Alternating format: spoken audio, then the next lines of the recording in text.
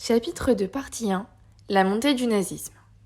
À partir de 1929, l'Allemagne est touchée de plein fouet par la crise économique et l'augmentation du chômage. Hitler, le dirigeant du petit parti nazi NSDAP, accuse le traité de Versailles, les Juifs et la République d'être responsables de la crise. Son parti progresse et devient le premier parti d'Allemagne.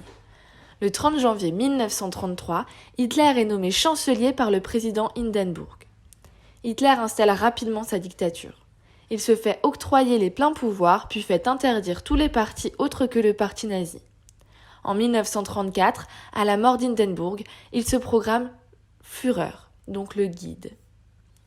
Hitler a développé ses idées, donc le nazisme, dans Mein Kampf, écrit en 1923.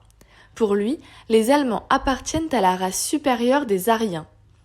Ils doivent écarter les Juifs qui menacent la pureté du peuple allemand, réunifier tous les Allemands dans un seul État et partir à la conquête d'un espace vital, donc un territoire nécessaire à leur épanouissement.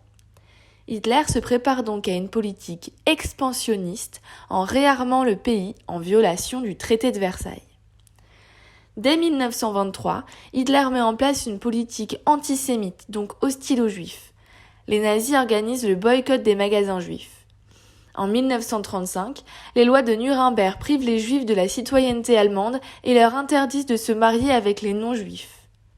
À partir de 1938, l'État leur interdit de très nombreux emplois. Les homosexuels et les handicapés, accusés d'affaiblir la race, sont aussi persécutés. L'État cherche à embrigader la société. En dehors de l'école, les jeunes sont enrôlés dans les jeunesses hitlériennes. Les travailleurs doivent entrer dans le syndicat nazi, le Front du Travail.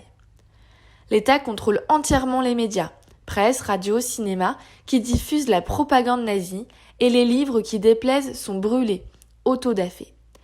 Hitler organise aussi de grandes manifestations pour montrer la puissance du régime. Le régime utilise aussi la violence.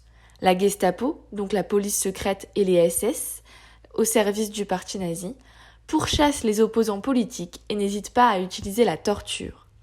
Beaucoup d'opposants, des homosexuels et des juifs, sont envoyés dans les camps de concentration.